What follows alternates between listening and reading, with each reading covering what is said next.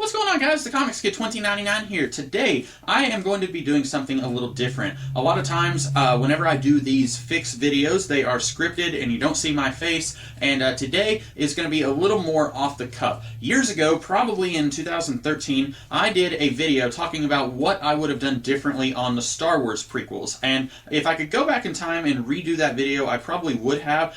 For one, it's a 2-hour video on all 3 of the Star Wars prequels, and I would have probably done that in 3 separate videos if I had been thinking about that. But also, I haven't even watched that whole video since it went up, but there are some ideas that I put in that video that I remember writing down that years later I am thinking about it and I'm thinking, no, I probably wouldn't have done that in the prequels now. One big thing that was going through my mind when I made that video, I just assumed that everyone on the planet disliked the Star Wars prequels. I didn't think that people liked those movies. And now I see more and more people who seem to genuinely, unironically like the prequels. And there is nothing wrong with that. Once upon a time, I would have gotten in a heated debate with someone about why do you like these movies? They're terrible. Now, I just want to let people like what they like, and I want to like what I like without anyone getting on my back. There are some Star Wars movies that a lot of people don't like that I do enjoy. I really like the Solo movie, and a lot of people didn't like that. But a couple years after I did that video, me and my sister were in a car on a kind of long car ride. I mean, not super long, like an hour or 2 long. And we wrote down a whole bunch of ideas about what we would have done in the Star Wars prequels. Very different than the video that I put up, which, like I said, I haven't watched that video since it went up. But I wasn't thinking about that video when me and my sister were having this discussion. I think we were just trying to kill time, and then I thought, this is some good stuff. I'm going to write this down. And that was probably 2016 whenever we did that, and then these notes just kind of got scattered, and for a long time I wasn't thinking about it until very recently I found all those notes that I wrote down. So this is going to be very unprofessional. I'm just going to read what we wrote. I have not looked at these notes since I wrote them. The only thing that I've done, I fortunately wrote numbers on the corners of each page, so I am going to be looking through these pretty much cold, but I did put them in order, but I haven't really looked at what's on these pages. So I'm going to read this to you guys and then let you know this is what me from probably 3 years ago, I didn't put the date on there so I don't know exactly when it was, but this is what me from a few years ago would have done differently on the Star Wars prequels. And I want to let you know, if you like the Star Wars prequels, that's great. I am not here to tell you that you're wrong. I'm just here to tell you this is some stuff that I would have done a little bit differently. So we start with Obi-Wan and Padme are veterans of the first Clone War, and I'm going to kind of be giving my commentary on these as I go through them. So if I remember correctly, we were talking about there should have been 2 Clone Wars, since Luke says you were a veteran of the Clone Wars, and Obi-Wan and Padme are both veterans of the first Clone War, which we do not see over the course of the prequels. Let's see. Obi-Wan is 29, Anakin is 19. Nothing against Jake Lloyd. I feel really bad for him, how his life has kind of fallen apart because people made fun of him for being in the Star Wars movies. So this is nothing against him and his performance in The Phantom Menace, but looking at all these movies objectively, I do wish that they had gotten someone a little closer to Obi-Wan's age from the beginning. Then they could have been more like brothers and less like an uncle-nephew kind of situation. And it would have made a little bit more sense that Obi-Wan was not able to rein in his Padawan because they were so close in age, and they were more like friends than they were a teacher-student kind of relationship. So Padme is possibly 24. I have a question mark written down by that, so maybe we were kind of floating around on her age. Obi-Wan and a Jedi Knight recruited Anakin 10 years ago, so I'm guessing we don't even see his recruitment. I don't know. Like I said, I haven't looked at any of this, haven't even thought about it in probably 3 years. While Anakin was training with Yoda on Dagobah, Obi-Wan fought in the first Clone War, where he met Padme, a fighter pilot. What I like about making Padme a veteran of the Clone Wars, it kind of gives her a little bit more to do. In the first 2 prequels, she is very proactive. She takes action. She does stuff. She helps Obi-Wan and Anakin fight in that arena. She's got a blaster and she's storming the palace in The Phantom Menace. In Revenge of the Sith, she doesn't do anything. And yes, she is pregnant, but it's weird because I don't really know what the timeline of that movie is. When it first starts, she's first telling Anakin that she's pregnant, and then by the end, she's close to giving birth. So it's a little fuzzy, but I do wish that we could have had her be a little bit more of an active active character throughout the trilogy instead of just in the first two movies. But this would have ensured that she would have been a little bit more of an active character. Let's see, I need a bookmark here because I'm going to be talking a lot through this. Before Anakin left home, he spent his days hanging out with his younger sister, Beru. This was a big thing that we came up with. I think whenever I told my sister that I had found these, this was the one thing she remembered us talking about. I like this idea a lot, and I'll talk about it more as we get through it, but this actually makes Aunt Beru and Uncle Owen Luke's aunt and uncle. It's just not in the way that the movies did. And that's one thing that, again, not trying to take a dump all over those movies, but I think maybe they could have done a little bit better. Let's see. And their mutual friend, Owen Lars. So Anakin was buddies with Owen, and he was an older brother to Aunt Beru. Beru worshipped her brother and believed that he would become a hero. Owen resented Obi-Wan and the Jedi because they took his friend away. This kind of goes into in A New Hope, where he really doesn't like that crazy old wizard. He's dead. He's been dead for years. Owen is just very angry in A New Hope. And a lot of people have kind of extrapolated on that, and they just don't, they like the idea that Owen doesn't want to lose Luke. But I think that there can be a little bit more to that. Movie 1 takes place over the course of the Second Clone War, where the clones revolt against the Republic. We see Bail Organa, a senator who used to campaign for clone rights, who now works closely with Obi-Wan. Again, in the first movie, A New Hope, Leia says, "Years ago you worked with my father in the Clone Wars." So this is a little bit more of a relationship there between those two than what we got in Revenge of the Sith, where we don't really get to see the Clone Wars in the prequel movies, and I haven't seen a whole lot of the Clone Wars expanded universe stuff, but this way Obi-Wan is working closely with Bail Organa, who we don't really get to see at all until Revenge of the Sith. Let's see.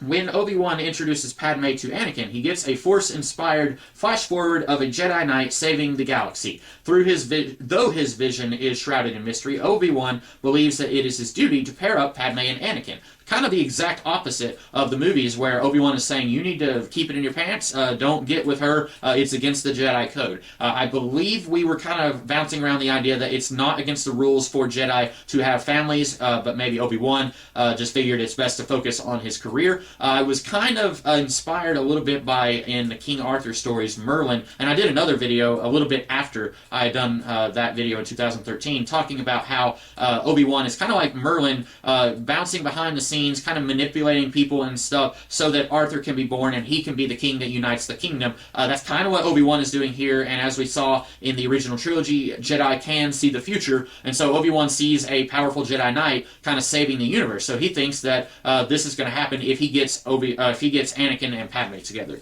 So that's all of page 1. There's 6 pages here, six little pages, so hopefully I'll get through this quickly, guys. Let's see. Movie 1 begins in the thick of things with Obi-Wan and Anakin fighting bad guys. They should be having fun. The prequels, well, I think I said it here. The prequels we got gave us an Anakin who seemed like he never liked Obi-Wan.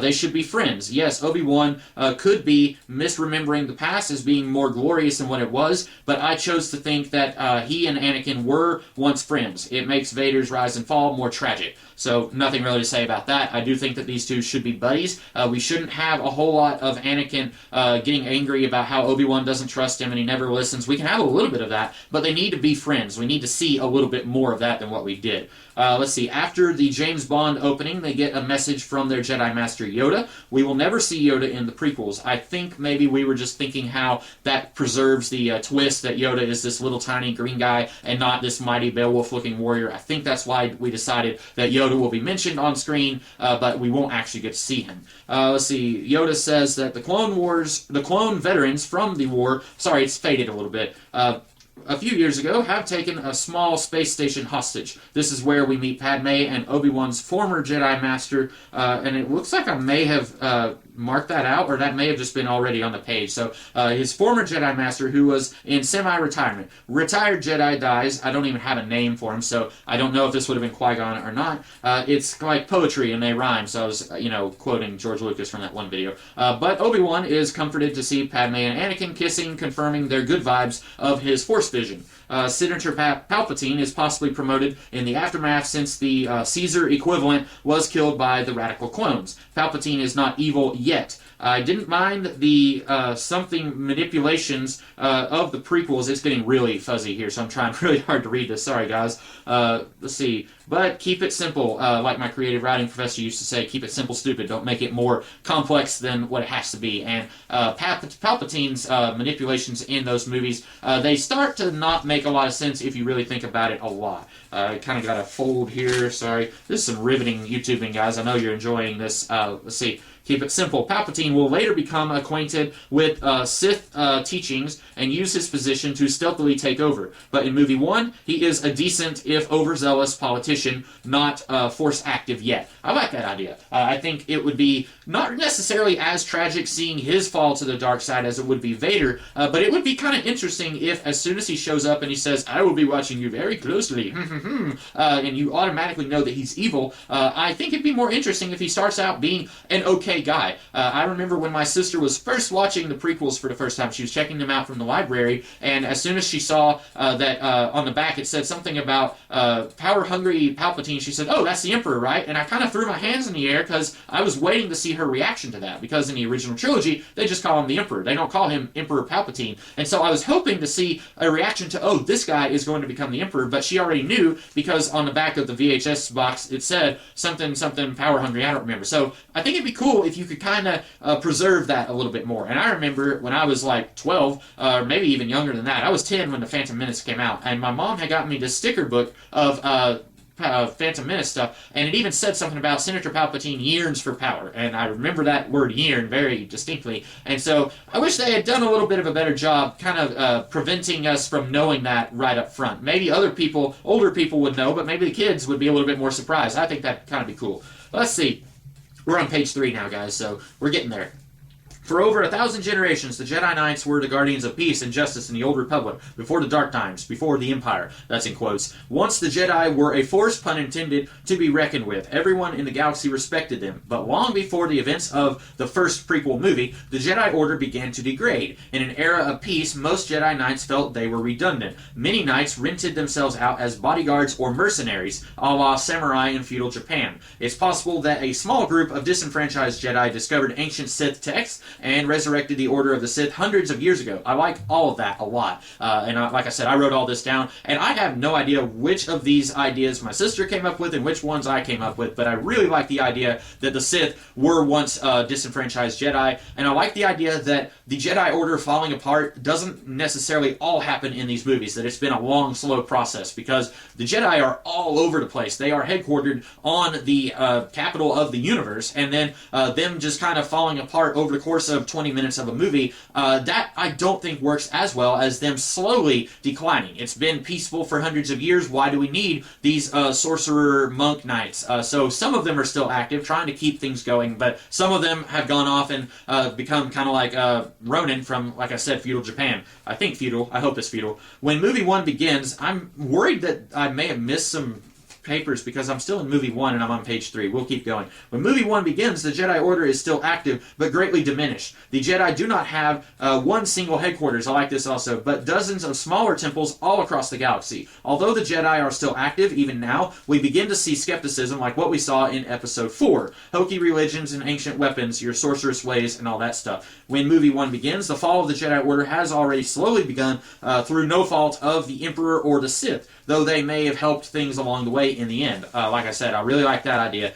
These guys are kind of coming in and they're gently giving it a push, but it's already something that's been slowly falling apart. Let's see. In movie 2, here we go, Anakin and Padme are now married. It is not against the rules for Jedi to have relationships, although some really strict masters like Yoda choose not to get married, and I would say also Obi-Wan. Maybe he's had a thing here and there if you really have to connect Rey to Obi-Wan, although I wouldn't want to do that, but I would think mostly Obi-Wan is focused on being a Jedi. Let's see. Yoda chose not to get married. Even though familial relations are not discouraged, Anakin doesn't get to visit Owen and Beru as much as he would like. Yet another reason Owen disdains Obi-Wan. Movie 2 begins with Anakin thinking that he would like to help the Jedi Order find new recruits, but Obi-Wan doesn't think Anakin is ready for that. This upsets Anakin just a little because he is now older than Obi-Wan was when he recruited Anakin. I like that idea. Movie 2 is only 1 year after movie 1. I like the idea, and I think I may have touched on this in my video I did back in 2013, 2013. The idea of the prequels all being a little bit closer together. The original trilogy, I think, takes place over the span of 5 years. They don't really say anything saying that this is this many years, at least in the movies. I know if you go to Wikipedia, it will probably say this is this many years before the fall of the Empire or something like that, or the fall of the Old Republic. But I like the idea of the original trilogy being, about the same number of years that takes place over those movies as the prequel trilogy. With the prequels, you know that there's 10 years in between 1 and 2, and then I think 3 years in between 2 and 3. I would kind of compress all that a little bit, and I like that I wrote that down here. Let's see. But Anakin and Obi-Wan remain friends. Like I said earlier, they need to be buddies so that it's more tragic. They get a message from Yoda that other Jedi have reported encounters with agents of an ancient evil that is connected to the Force. Yoda fears that this might be the return of the Sith, who haven't been active since the beginning of the Republic. So it's been a really long time. Yoda sends them to locate and destroy artifacts of great power that might give power to the Sith. They meet Darth Tyrannus, a Sith Lord. Tyrannus is also seeking ancient artifacts that strengthen the power of Force users, even Jedi. No, where did I go? Yeah, and then this is Vader was seduced by the dark side of the Force. After a long and, a long cat and mouse game. I really should have written these this way where the lines would be a little straighter, sorry. After a long cat and mouse game, they find the artifacts and capture Tyrannus. Before he can reveal who sent him on his mission, he has an aneurysm and dies. Obi-Wan and Anakin now know the Sith are indeed back, and he has, and someone is trying to maneuver them against the Jedi. Movie 2 ends with Anakin opening the ancient text that he said he had destroyed. A slight smile crosses Anakin's face. I like that also. And I feel like that's kind of like some stuff that I've seen. Like if you watch Arrow, spoilers for Arrow Season 2, but in the flashbacks, they had the Mirakuru, and then Ollie and Sarah are telling Slade, hey, you need to destroy it. And he says, okay, yeah, I'll do it. And then he actually keeps it, and then he kind of betrays them. So this kind of sort of stuff like that where your main character is like, okay, yeah, I'm a good guy, but then secretly he's starting on his way, but it's not quite as obvious and not so subtle. It's a little bit more subtle than him killing women and children, which I feel like that's a little bit of a problem, that Padme is okay with him killing sand people, and then later she's totally against him killing younglings. But again, I'm not here to diss on the prequels as much as other people would like to. So anyway, in movie 2, while Obi-Wan and Anakin are on their adventure, Padme is now Palpatine's bodyguard. Poetry. In Empire, Luke is separated from the other two characters for an entire film. Here, Padme spends an entire movie away from Obi-Wan and Anakin, and I like her being a bodyguard instead of a senator who sits in a chamber and mostly just debates politics. She does get to go in the arena, but other than that, she doesn't really have a whole lot of agency of her own in Attack of the Clones. So I like this idea. Palpatine hoped that after he granted the clones their own world, that hostilities would end. The world the clones are given is probably garbage, but things seem worse now than they were before movie 1. By now, Palpatine is studying the dark side of the Force, and I think it's obvious that he's the one who caused Darth Tyrannus' aneurysm. Let's see, studying the dark side of the Force and is secretly in contact with the Sith. Palpatine finds out what Anakin and Obi-Wan's mission is before they leave, and he alerts Tyrannus of their location. Throughout the movie, Palpatine tries to convince the Senate that they need to instate the draft. I can't read, sorry. Because their clones are still restless. Or the clones are still restless. True, but they are not plotting anything. So they're restless, but they're not actually plotting against the government. The Senate insists that their volunteer army, what Padme was part of, and the Jedi are enough to protect them. Palpatine will stage an attack on the Senate to convince them to form an actual army. This will be the early stages of the Stormtroopers. Palpatine's face was scarred during the attack that he staged, so he has a hood up to hide the damage. So I guess I wasn't trying to hide his identity as much as I thought, but I do like the idea of this being in movie 2 instead of movie 3. I think that's kind of cool. Palpatine formed an alliance, again with, I can't read, formed an alliance with young Moff Tarkin, formerly of the Volunteer Army, to help stage the attack. Tarkin will be a high-ranking commander of the Stormtroopers after they are formed. I like the idea of having Tarkin actually be involved in the prequels. You do get to see like 1 second of a guy playing young Tarkin at the very end of Revenge of the Sith, but I think he should be more involved. You don't have to have all of these characters from the original trilogy be in the movie. Like Jabba the Hutt is in Phantom Menace. You don't really need him there. I don't think you need C-3PO or R2-D2 in the prequels. and I haven't mentioned them at all, probably because we weren't planning on using them in our version of the prequels. But I do think that you need to have characters like Palpatine, Anakin, and Obi-Wan, obviously. Owen and Beru need to be in it a little bit more than what they were, and then I think even Moff Tarkin. I think these are characters you need to show a little bit in the early stages of the Empire. Last page, if you're getting tired of this. Hopefully you're not. The Jedi Knights are not answerable to the Republic. Some Jedi Knights fought in wars like Obi-Wan because they felt obligated. Many Jedi did not fight in the wars. This explains why Obi-Wan's former master came out of retirement for the Second Clone War. When Palpatine is campaigning to start an actual army, many senators are confident the Jedi are enough. Palpatine will remind everyone the Jedi are busy and do not work for the Republic. Padme, who works for Palpatine and is married to a Jedi, is uneasy when it seems he is trying to paint the Jedi as enemies. In addition, the ideological differences between the Sith and the Jedi will come down to more than emotions. I do like this idea because in the movies, basically we are told by Yoda that if you give into any emotion at all, that you're going down the path of the dark side. I like that there's more to it than that. Some Sith, like Tyrannus in movie 2, may truly believe the Jedi have failed the galaxy because of the political tumult that continues, and the Jedi have not stepped in to fix it. Masters like Yoda teach against getting involved in what I wrote, Muggle politics, you know what I mean. He fears that it would be too easy for a Jedi to become corrupted and take over, which is what Palpatine does.